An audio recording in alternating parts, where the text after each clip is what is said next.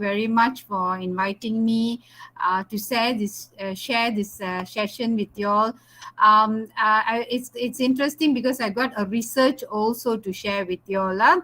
So I think I just want to tell you a bit about myself. I'm with Taylor's. I'm with the university, Taylor's University, for more than 14 years. I'm with the Faculty of Social Science and Leisure Management in the School of Hospitality, Tourism and Events. Been more, like I said, been here in Taylor's more than about 9 years now. My first degree is from US, Iowa, University of Iowa. I have a master's in psychology with National University in Malaysia and a doctorate in business administration with the University of South Australia. Do a lot of research here and there, present at conference, present at different universities. I'm also very active with social work, and I also do tele-counseling, sort of telephone counseling, so that I sort of in touch with the society and community, do a lot of community work also. Okay, that's a little bit about myself. Want to go deeper into the new norm, especially now as post-pandemic is happening. In many cases, some say it's post-pandemic, some say it's still pandemic, so it depends. But we still are looking at the new norm in education. So what I'm going to share today is about introduction, and then I look at changes in education, what's happening in education. I'm going to share my research that I have done, a research paper, perceived stress and burnout among university students in Malaysia due to online learning. Now it's all online, right? So I did a research and I want to share with you some feedback on that research paper. It's just done. I just finished it. No, I just finished gathering the data about 2 weeks ago. So I haven't done inferential statistics analysis yet, but I got a little bit of descriptive data. I will share with you on that. And of course, we look at the opportunities and challenges. So of course, we all know the post COVID, now the COVID thing is a huge pandemic everywhere. Statistics is showing some millions of people have died. Millions of how many? WHO was saying about 4.8 million people have already died. Okay, and still a lot of millions of affected. Some recovered, some some didn't recover. Cases are still going up very high. US cases are going back here. So and then now they're starting this third booster going on. So they said 2 boosters are not enough. You need to have third booster. So in Europe and England and all that, third booster thing is going on.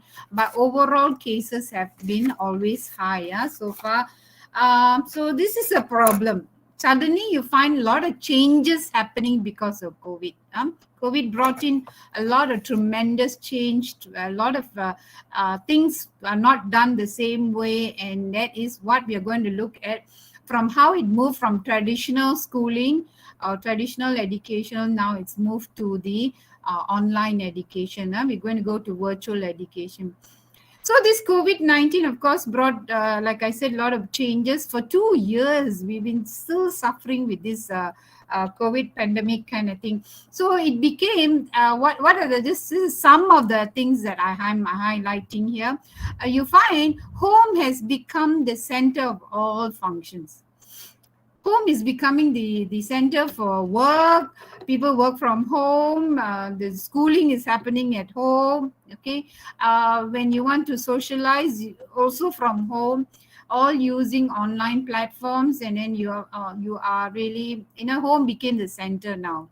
Everything focuses in the home.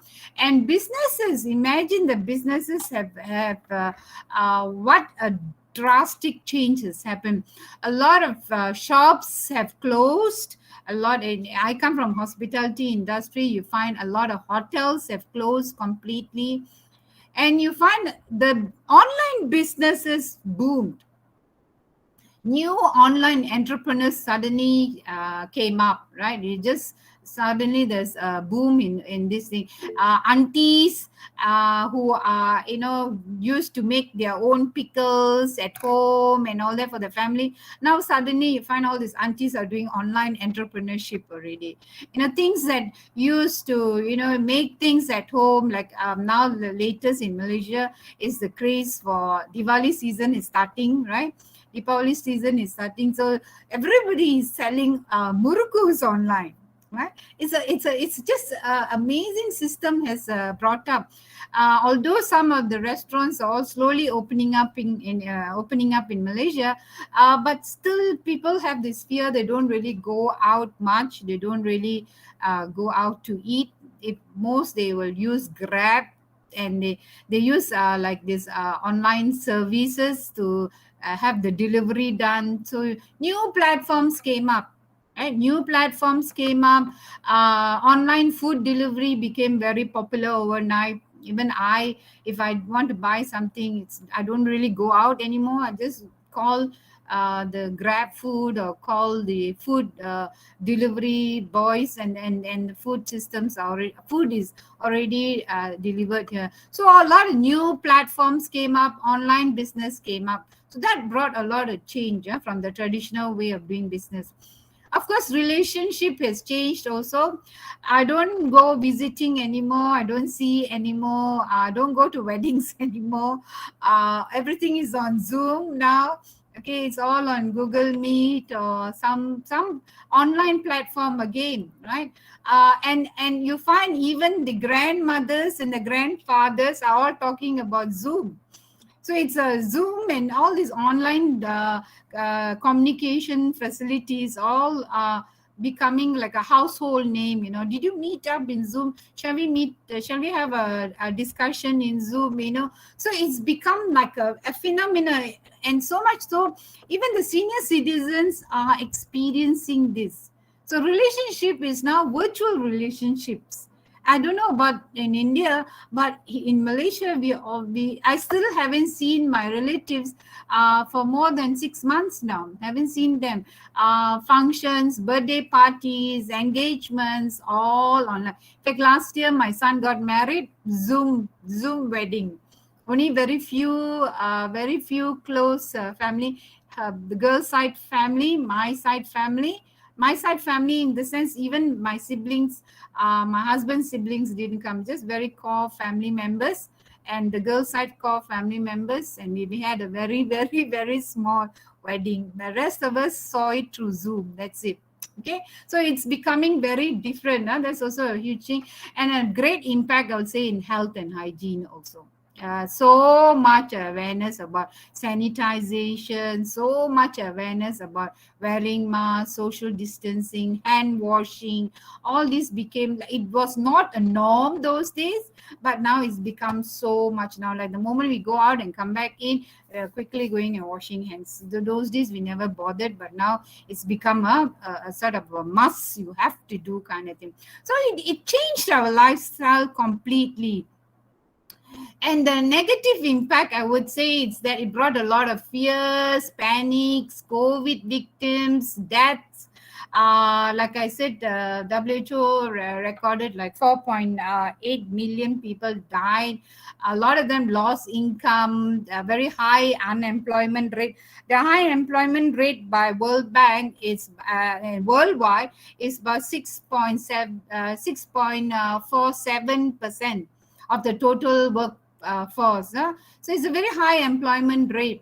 In Malaysia, it's 4.5% of the total workforce unemployed.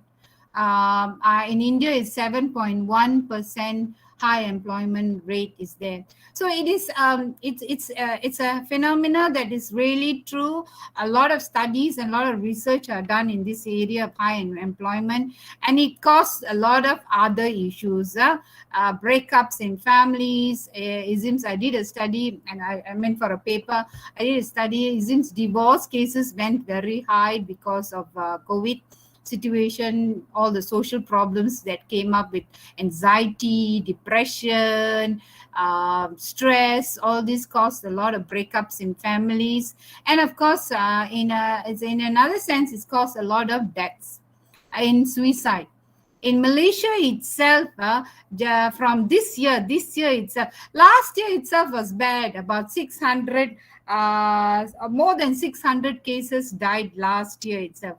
But this year, just from January to May, this year, January to May, we already recorded 468 cases of suicide. That is a documented cases. Undocumented cases, I don't know how many. Okay, so it's kind of a very sad situation here. The things are not moving back to normal yet, so it's a little bit of the negative impact is there. Now I like to come back to our topic. This is changes in education, and I like to focus on education in that sense. So the new norm in education on why worldwide is online education, of course, right? Worldwide, we have moved away from the traditional schooling, moved away from the school building, and we're going to the school. I cannot imagine some concepts that we've been doing for generations, for years and years, that is sending the children to school, to traditional schooling, even though if you don't have a building and you sit under the tree and do an education, and the rural areas and all, we sit under the tree and do education, that has stopped, and now it's all gone to online education. So it's a new phenomena, it's a new concept, online education. Let's see what is the area. So then you find these norms just suddenly came up. It's very rapidly, just new norms just suddenly came up. It's a new phenomena coming up now. Why suddenly it all was possible? Everything was possible because of technology. It was the basis for education enabler, a major impact. Because of technology, we were able to do that. Otherwise, we would have had a good 80% of the education wouldn't have even happened any part of the world, for that matter. Okay, so this is a technology. Just it's not so timely. The word technology also at this pandemic era, and this, because of that, we were able to use it. Imagine it was this done about 20-30 years ago, there wouldn't have been technology, and this pandemic happened at that time. Then you would have find a totally a different, I mean, a lot of students would have lost that education era, that time for education. It would have been caused a different kind of problems.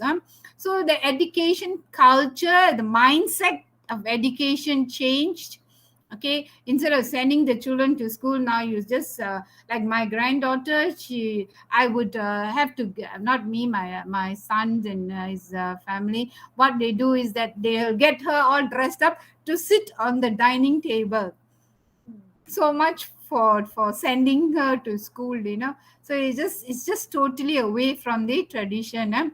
And of course, with this new norm of education, you find new partners coming up, new platforms coming up, new combination of partners came up. Technology became one of your best friends. In fact, like for me, Zoom is now my life. If anything goes wrong with Zoom, I'm like in a bad shape. Okay, I'm really paranoidly upset. But here it's so far. So these are your partners. Your online education became your partners. Now you find a lot of new things coming up. Like now our university is embarking on AI. So new partners again coming up to make sure your education is going better. So the positive outcome, I want to look at the positive outcome of this new education. You will find that it's so good that education continued, learning continued. Right, there was little gaps here and there, like a few weeks or 1 or 2 weeks, there would have been a gap there, but the momentum of education didn't stop completely.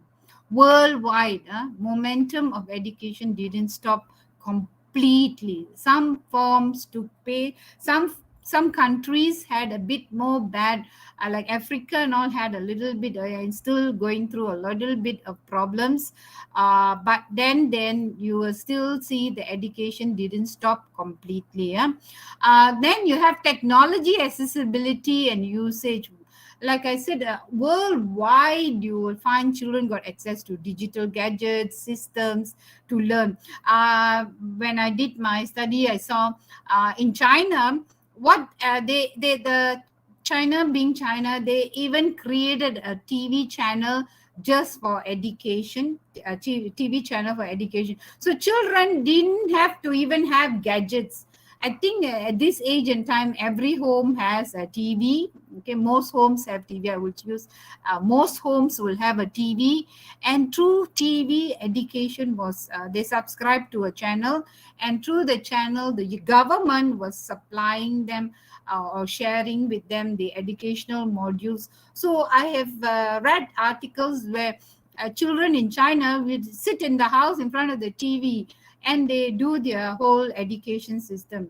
Okay, in Malaysian scenario, there was a great deal of mobile phones. A lot of education was done mobile phone, not having enough phones because like I said, you need a smartphone for this kind of online education. You need a smartphone. So then suddenly you find the government coming in trying to supply. You find a lot of NGOs coming in to do a supply of handphones. So you find, yes, children were getting some kind of access to some kind of education. Of course, like I said, the schooling has moved to the home. And when schooling moved to the home, you find parents are very much involved in the education. I've been talking to a lot of friends who are children, and I told you, like I said, my own son and her daughter, his daughter. I see my son so engrossed in my my granddaughter's education. He will sit next to her all the time whenever he's available. If it's not him, I will sit when I'm having no classes. If not, my husband will sit when when there's no classes. So we are there constantly. She's only 6 years old. She's only 6 years old. So she's in like elementary school, primary school. So sometimes she said, I don't know how to press this gadget. I don't know how to do this. But surprisingly, they learn faster than us. I honestly tell you, she knows more things in how to manage her laptop and her tablet more than I would know. But yes, we are involved in her education. We are keeping track of so many things. I know those days parents used to do it. They used to, and yet there were parents were ignored. But now we got no choice. Parents being schooling is in the house. We are involved a lot in the children's education. Okay, and of course, another positive outcome is environmentally we healed a lot. Less people were on the road, less vehicles were going, less carbon emission, less pollution. And I want to let you know, a lot of people save money also, because you don't have to pay rent, this transportation fees and all this kind of thing. We save money.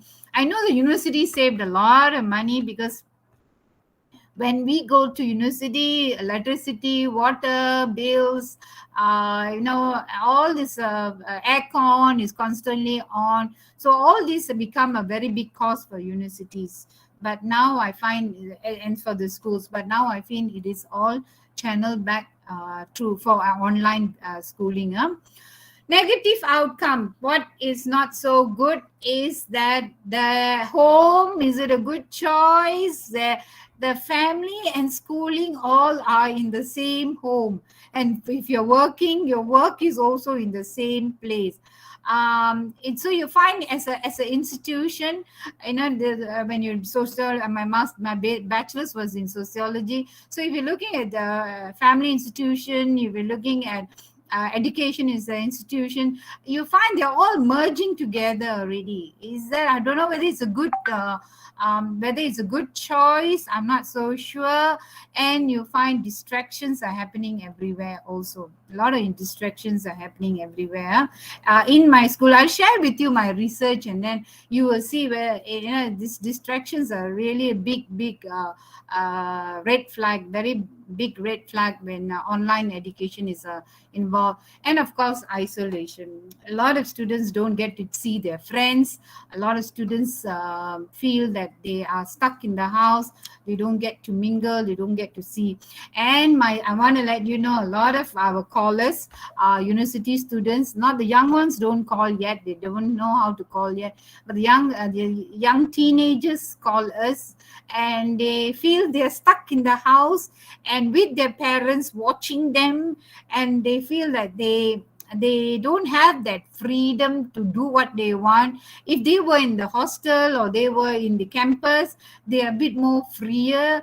And here now the parents are just watching and hawking over them, and then they feel a bit isolated. A lot of people will call in feeling depressed, feeling anxious, that their parents are constantly keeping watch over them. So that is a problem. That way, social economy gaps. The rich ones, no problem. Which latest mobile phone you want, which latest laptop you want, not a problem at all. Although, like I said, government is giving a lot of this kind of system, a lot of phones and lot of laptops have been delivered, but you still find a lot of interior rural students don't get access. Okay, I'm not sure in how it is in India. I assume it's almost similar also, but in Malaysia I find a lot of poor students don't get access. Like I do a lot of social work, I will get headmistress calling from rural villages in Malaysia, and some we have in Malaysia, if you notice, we have plantations and estates and all those kind of thing, rubber estate, and there are Tamil schools in these rubber estates and in plantations. And these Tamil school students are somehow marginally a bit more poorer. The headmistress will call, can you help us with the handphones? Can you help us by giving us a thing? So we, as a group, we will try to find from friends and all these handphones, and giving these people. Mother will have one phone. Okay, there will be 3 to 5 children, and then so one child will have it in the morning, one child will have it little while in the morning, one child will have it in the afternoon, and that is how they all, some children, the younger ones don't even get access to the phone. So you find it is a big problem. And then of course schooling is disrupted. And I know a lot of, I did a lot of some study here also. I know a lot of poor children go to school for food.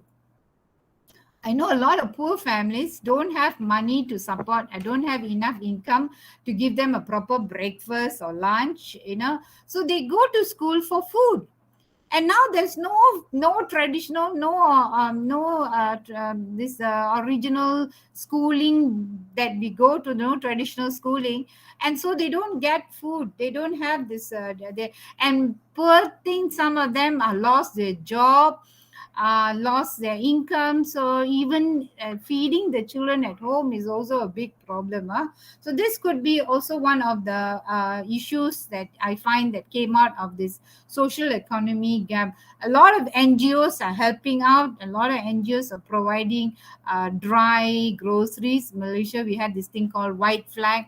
So if you just show a white flag, you know that your family is having problem. We have NGOs coming and giving you your monthly groceries, monthly provision that is happening. A lot of help is going on, but again, people have issues here and there. Of course, a big question, if you ask any academician, they will tell you the quality of education. Okay, so quality of education is really affected. You find big question, are they really studying? Is the students doing online classes? Are they really paying attention? Is there a really sorry, was there really a learning taking place, this with these independent studies now? So this education now has become very independent studies. You have to read up your own. We are there to teach you for 1 hour, but after that, you have to cope on your own. You have to find, where your assignments are in the university system. So it's everything is like on your own. Earlier, we had a little bit more interaction. We have a little people who are lost, students who are lost. We had a little bit of chance to show them face to face how things work. But now with online learning, it is just concentrate on that teaching, because we don't have interaction after the class. We don't have interaction after class. After the hour is gone, after the time from 9 to 5, no, 9 to 10, you have class. After 10, they say bye, and then they will just they will leave, and we also have to leave, you see. So sometimes I get WhatsApp messages saying, Miss, how do you do this? Doctor, how do you do this? And that is how we just provide them necessary hand. Again, online only, right? So the quality of education is a big question mark. I don't know whether this independent learning is doing a good job. Of course, the suddenly you find everybody has to learn this online. We were told last year somewhere in March, we were told that we all have to learn, and suddenly you find in the whole month of April, we are non-stop. March and April, we are non-stop doing online training. Okay, we are doing online training. We're trying to get the Zoom account sorted out, because if you're doing Zoom, it's only a free Zoom is only about 40 minutes, but our classes sometimes are 2 hours. So suddenly you find you have to go and get the licensing done. You have to negotiate with the platform providers. Then there's suddenly a whole lot of training. I remember my first semester online class, I didn't know a lot of things with this Zoom. I didn't know how to even simple message about, because we learn suddenly so fast, Suddenly we learn so fast. I didn't know simple thing like muting and all these things. And students used to went and complain. They went and complain up to the top level. The people who are in higher positions, and they went and say, "Oh, this Dr. Sri doesn't know a lot of things. What kind of online classes are providing?" And all blah blah blah. Were complaining a lot of things, and I'm like, oh, I myself just learning new things, and suddenly I know how they pick up much faster, right? They pick up much faster, and then they are expecting us to be expert overnight. It didn't happen. Now you ask me, I'm you can say I'm semi-expert, but then that time we were all struggling. We didn't know. Even now, I notice some of my students. This I don't know how to say what kind. This little bit of blur students. I still have a few blur students. They are lost. They don't know where to go find for the assignment. They don't know where to go and look for their assignments. They miss out on their submissions. They don't know, because there's those days I used to tell them, okay, easiest way, print and just submit to me hard copy. Easiest way, right? Or email to me, then is easy. But now we have this system called Dropbox. You have to Dropbox into the thing, right? So students are even lost in that way. They have clueless. They pick up fast, but some of them are still lost, especially I teach the first semester and second semester students. So they usually go through this trying to find their way into the system. Because like I said, when you ask you to submit a paper, if I just photostat or just print and pass it to me, is so straightforward. But now we no more doing that. Okay, I want to share with you my own research.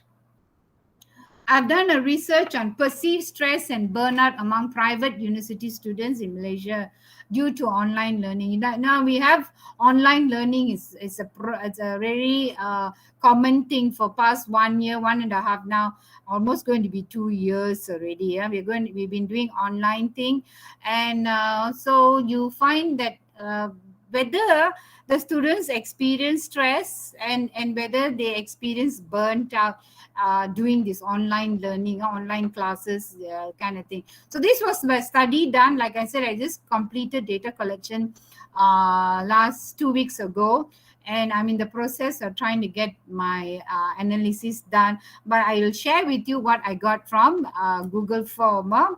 So this is a quantitative study among 312 students in 8 private universities.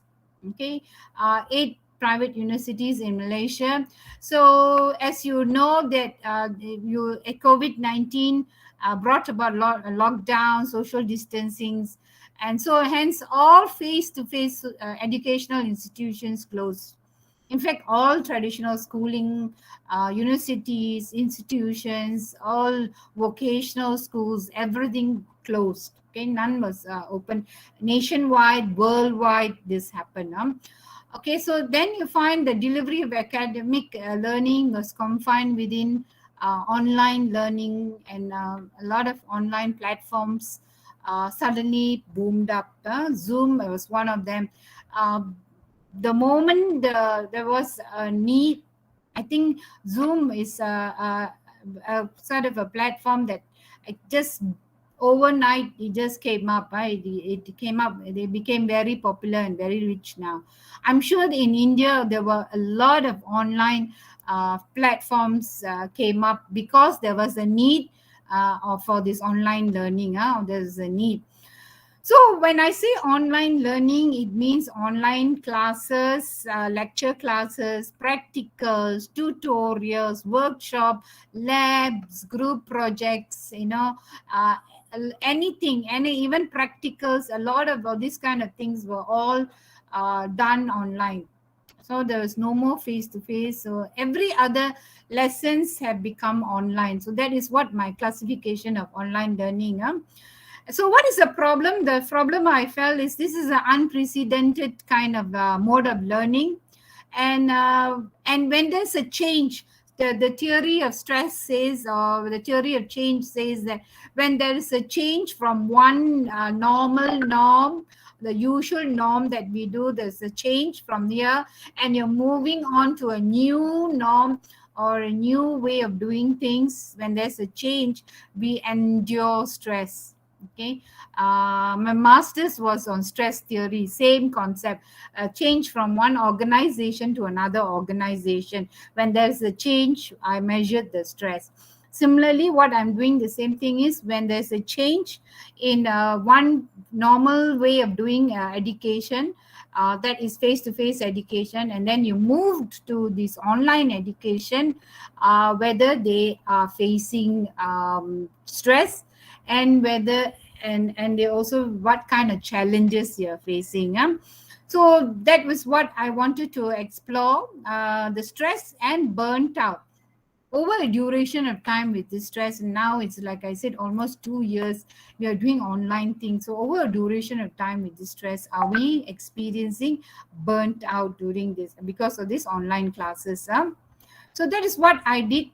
So my research question is like to assess if private students are experiencing stress and burnt out during due to online learning. Like I said, it comprised of everything: practicals, tutorials, classes, assignments, um, um, projects, and all those things. To find out different types of online learning challenges faced by the student, that is also objective, and matching to that, I have the research questions here also.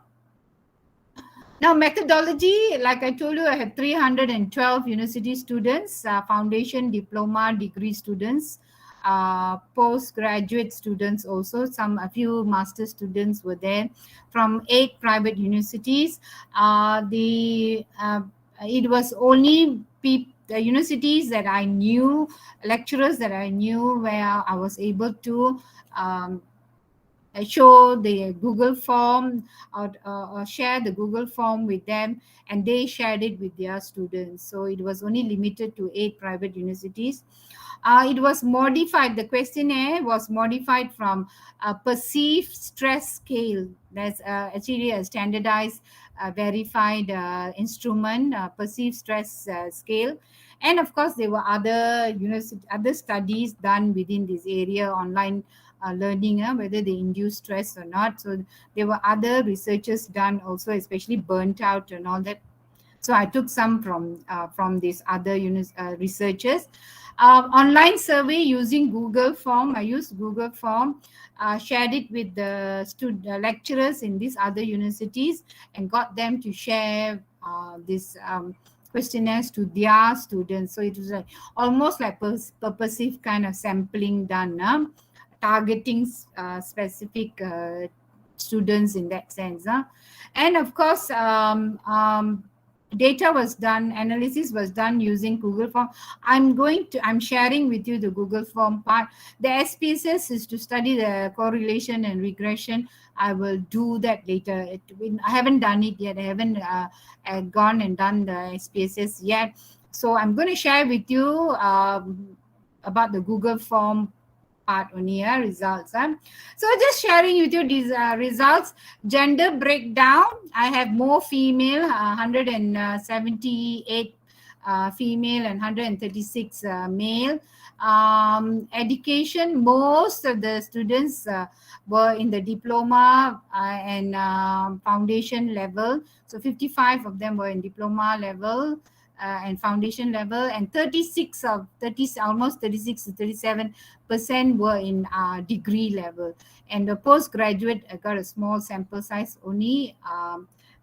Masters, most of them are master's students, if I'm not mistaken, 8%. 8%. The other data I have here is, have you done online classes before COVID? 74% said never done.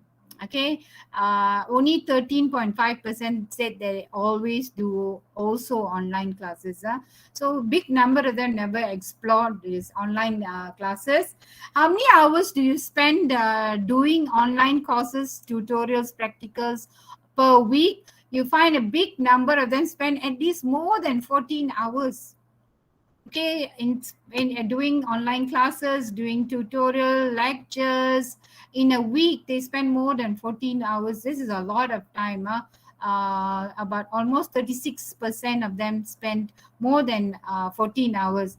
A big number of them spend about 11 to 13 hours. And also 20% of them spent about 8 to 10 hours. Right, so quite a big number of hours are spent online. And then I asked them what is your preference of education? Which way do you like to have your education? Surprisingly, 44% said they preferred face-to-face. And like I said, surprisingly, 40% preferred blended learning. That means they think the online learning is also useful and good. And so about 40% all said that they like the blended way of learning. This is something that we need to think going forward. So what I did, my studies will be helpful in looking forward post-pandemic. So post-pandemic, you may think that face-to-face is also good. At the same time, blended is also equally good. Okay, some of the results I want to show you in this way. 77% of them said they miss having interaction with friends. I think that is one of the major impact. A lot of students, when you talk to them also, they say they miss their friends. Okay, and 73.5 said they miss face-to-face classes. Then I think also 66 found it difficult to focus while doing online classes. Distraction is a major thing. 73% found it easy to adapt. They also found it very easy. Youngsters, being young adults with this Gen Y, Gen Z, these people, they found it very easy to adapt to technology and app. That was not a problem for them. 78% look forward to complete their online learning successfully. This is one of the fear they are having. One of the stress factors I'll share with you later is that they find that whether they will be able to complete their studies successfully. Even they are doubting the quality of education they are going through. Right? Even they are doubting that. 73% think they spend a lot of time in front of a computer and their health can be affected, because constantly on, like, even me, like sometimes I have a morning class, afternoon class, then there's a meeting, there's a training, then I'm having a night class, and like by end of the day I'm really exhausted, and there's too much of glaring. I pick up a headache sometimes, so there's too much of glaring work constantly on you, right? So that they also 73% think that they spend too much and their health can be affected. 58% said the online class saved a lot of time and money. They don't have to commute, right? They stay in their own house, so they don't have to pay rental. They don't have to pay the hostel fees. They don't have to pay extra for money and their time spent traveling from here to there and all that. So 58% said they saved a lot of money. And this is very interesting. 65% felt confident that they can be healthy. Sorry, I can't see so well. Okay, 65% felt confident they can be healthy, but 65 said they were confident. But at the same time, 55% said they were also worried that their health can be affected due to COVID, due to the pandemic. So they were having contradicting paradox kind of thinking. They feel they will be healthy. At the same time, they have the back of their mind, they still are worried that they can be affected. They also can be affected. So it is there in their thoughts also, they can be affected. Okay, results on learning challenges, online learning challenges. The biggest number is distraction due to mobile phone. Like a lot of you, even now, I don't think you're showing your faces. And I bet you a lot of you are doing something else also along, multitasking maybe, right? Maybe checking your phone, maybe, right? Just like the students are doing the same also, right? They are very distracted. 69% said they're distracted because of their phones, mobile phone. Even in class, in face to face itself, you find that they are constantly looking at their phone, constantly laughing, constantly sharing, and I have a policy in my class when there's face to face, a policy in my class, no handphones. Okay, I will either take the phone and keep it on my table, or the phone is inside their bag. They're inside their bag. They are not checking their phones at all. So I had a rule. But now with online, no way I have that control. No way I have that control. And then there's 67% of them are one of the challenges is they're very scared the internet and Wi-Fi connection.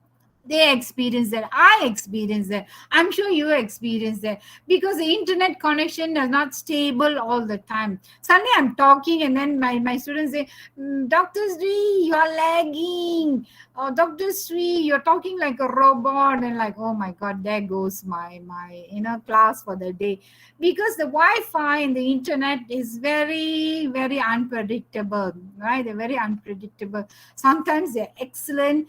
In my house itself, I have 3 modems, where to connect for internet connection. I have one in the living room, one upstairs, and one in my own room. I have my own room where I have my class like now. I have it because it's so important for me to have. And yet, like I said, it's improved a lot. I must say it's improved a lot. And yet you find the lines are not good. The connection is just goes lagging for some time, right?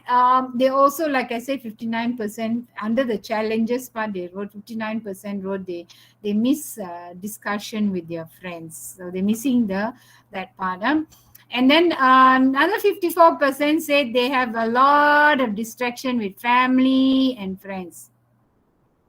A lot of distraction with family and friends. True enough, I had one student, there's a group project going on, and one student is actually presenting. So when she's presenting, I'm hearing this background noise of a dog barking. I hear people moving, closing doors, and people are moving around and all this kind of thing. So I just told her, my dear, you where are you? Why is that so much a background noise at your distance? She's saying, the internet connection is better outside my house. I don't know where she's tapping it from. So inside the house, the internet connection is very bad. But when she sits outside the house in the veranda there, in the balcony on the veranda there outside her house, she gets better internet connection because she's presenting on that day. She needed to have no distraction with the online her Wi-Fi. You see, she didn't want to have a distraction. So and while she's presenting, I'm hearing background noise. Can you imagine when you're really studying online, when you're just listening to lectures? I mean, all the distraction and all that. I had one student, like I'm asking him a question and he's not answering me. So I'm calling his name, and he's not answering me. So then I know he's not paying attention. He's not at his thing. Thing is on. The thing is on. Of course, his face is covered. The video is not open. He's in line, in class, right? But he's not answering me. So after a little while, I was still persisting. And then I continued with my classes. And then after a little while, I called him. I said, are you in back? They say, yes, I'm back. So I said, what happened to you? I was trying to call you earlier. Where did you go? Oh, he says, my dog. My dog was disturbing me. I think he needed food or he needed some attention. So I went to play with my dog. I'm like, okay, do you have to play with your dog during class time? But true, I trust me, if you ask them to unmute all your students and ask them to show their faces, I had many times students showing me their faces. They're actually in bed, especially the morning class. They're still in bed. They're still nicely under the blanket, okay? And they're also somehow listening to you or sleeping through the class. I'm not sure, okay? But a lot of distraction. This is a big challenge, this online thing. And then, of course, 45% said it's difficult to do online assignment. Group projects, how would you do? That means you got to constantly meet online, right? It is not like I meet face to face. Okay, 4 o'clock, everybody, let's meet in this cafeteria. We'll have a small group discussion. No, but this one is everything is online. So they have to meet online, assignments done online, practicals done. I want to share with you the practical part later. How my students, my culinary students suffer with online practicals. Okay, the results as far as stress is concerned, results, stress and burnout, the results, I must let you know, only 49% experience stress during online classes. Which area they experience the highest stress? 62% said that they are worried about their online career, their future career because of online learning. They are very scared that the future employers don't really trust them, that they have completed their degree, because online, the quality of education is a big question mark. Even they know that. So they are scared that their employees will know that the quality of education was not good, and so they would not have get a good job, career in future. And when you look at academic burnout, only 42% had experienced burnt out. Very mild range also. Here was a bit of medium range, but here is more of the mild range. Highest score of feeling burnt out, 58% of them said feeling used up by end of the day due to online classes. I think we lecturers also can feel that. We academicians also see after the whole day doing online, like I said, with meetings and online and classes and training and all those kind of things. At the end of the day, we also feel a little bit of tired and burnt out. You feel tired out. So their experience was also similar. Now, I think time-wise, I got a few minutes more post-pandemic challenges and opportunities.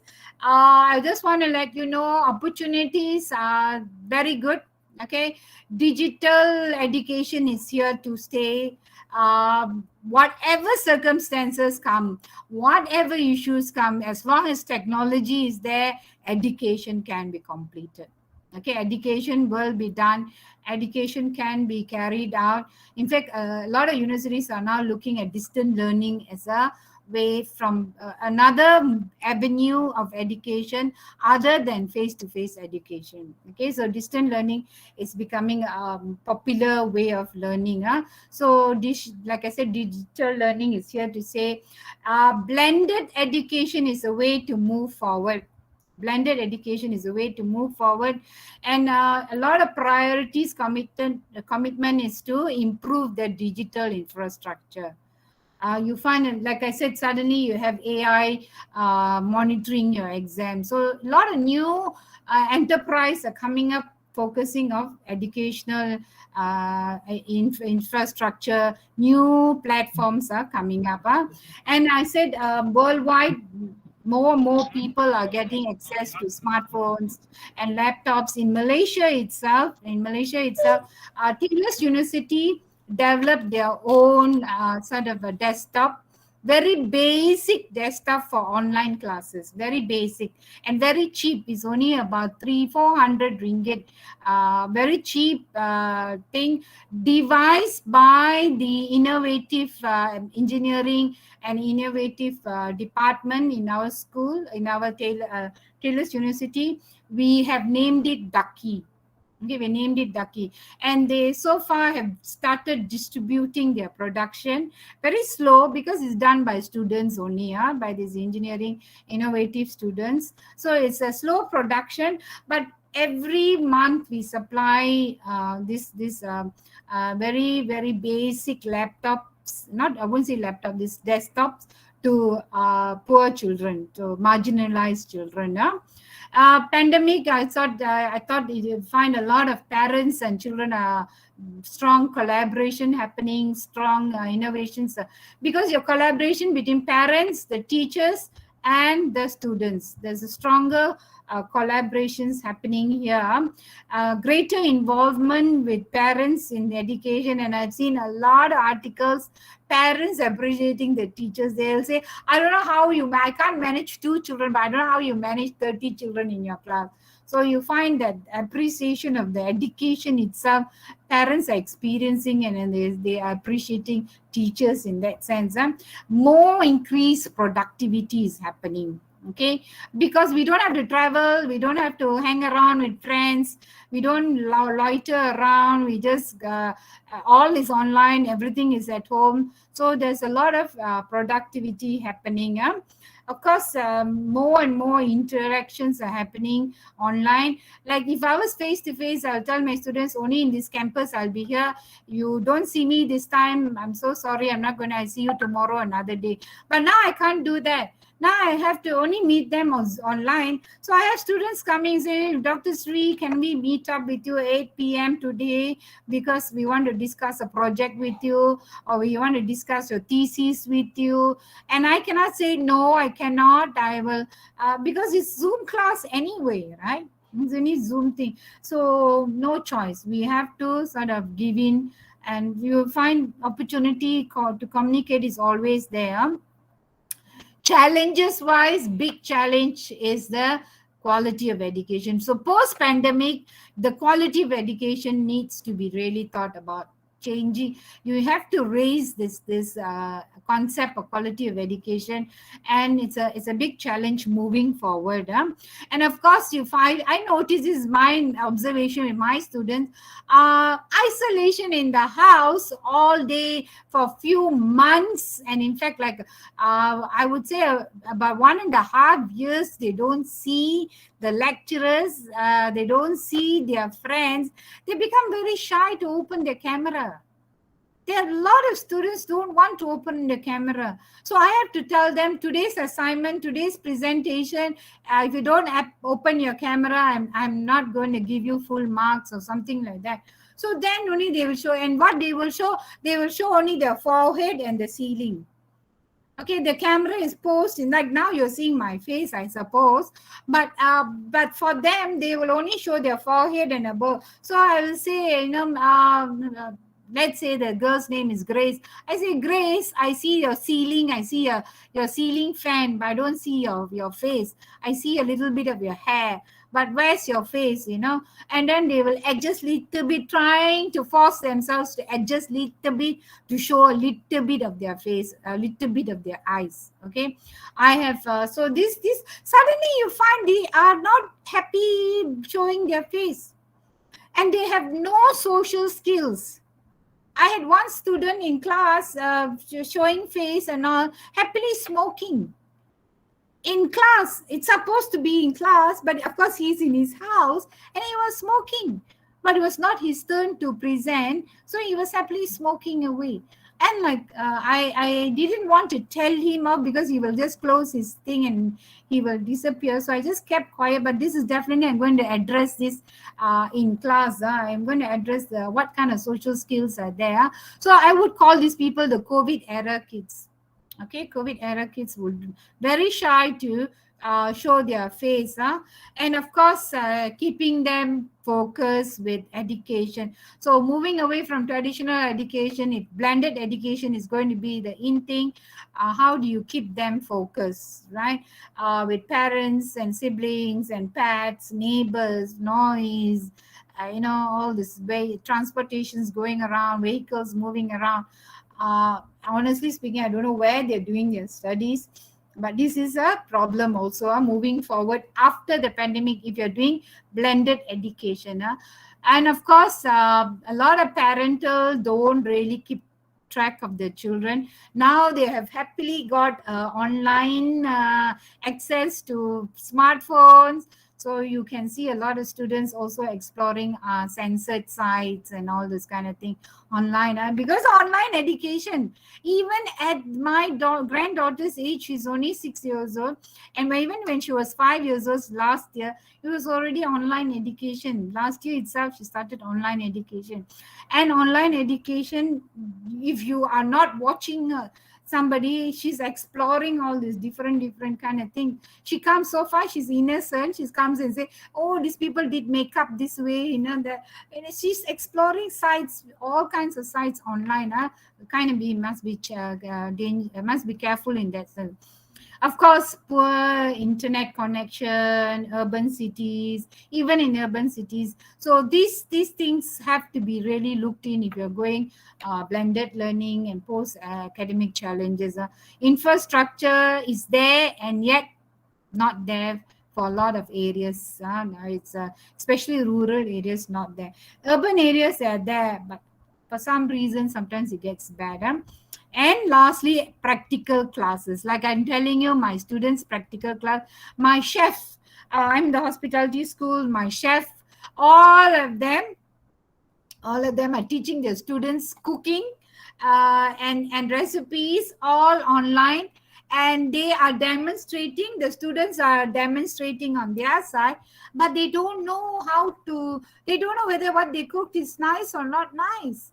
When my chef, I remember, because I hang around with some of my chefs. I go to when I'm free and on class, I just go down to the kitchen and just hang around there to see what are the new recipes they're cooking and all this kind of thing. So my chefs are so good, they can smell. When the smell comes up, they say, hey, your salt not enough, or you didn't add this not enough. They could smell, and even the slightest taste, they can tell the texture, they can tell the flavor, they can tell all this scientists, this called jargons will come up.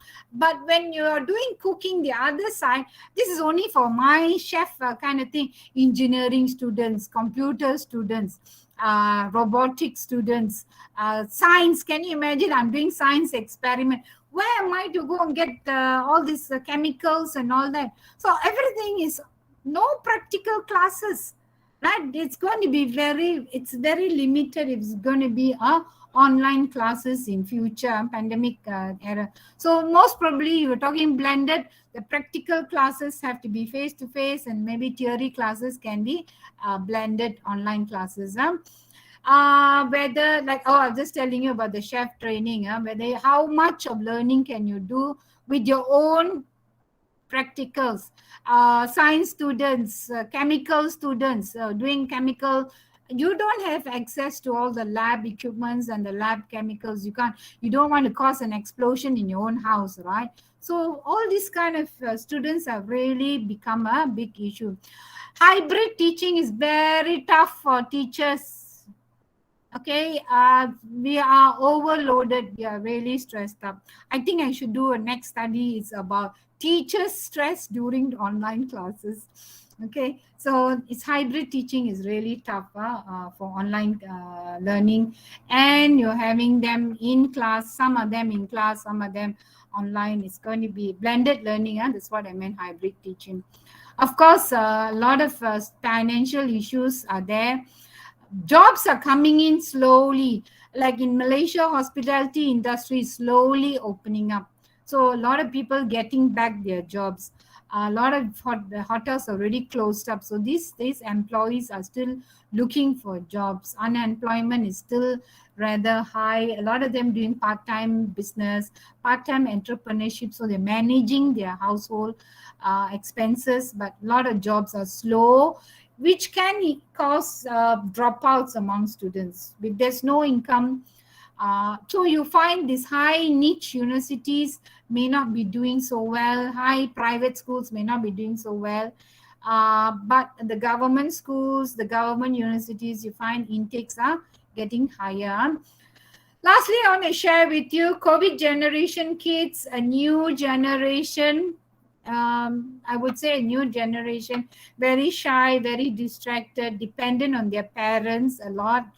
These youngsters, they depend a lot on their parents. Half skill, less hands-on, right? A lot of practical modules, vocational modules, all become hands-on. Maybe dropouts with psychological scars, want to do studies, don't have money to do studies, want to do some explore some very higher education, but you don't have the means. There's a wide gap in development. For example, obese versus malnourished children, people, like you go to school, a lot of children, poorer children go to school for food.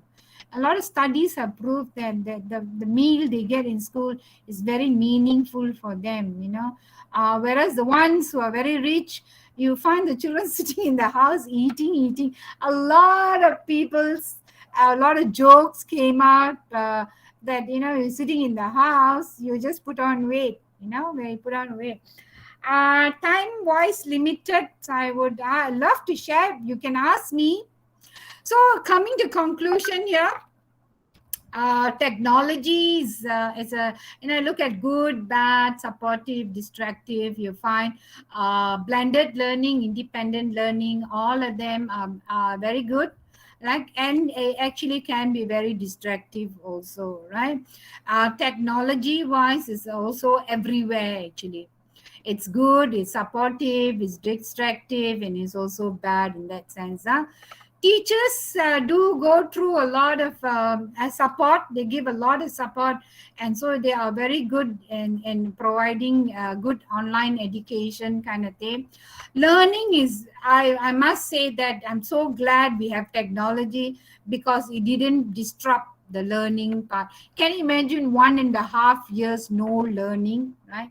1.5 years no learning, but because we had technology, learning still continues. So that is very supportive and very good. Home wise, I would only say it is very good, it's very supportive, and sometimes get distracted.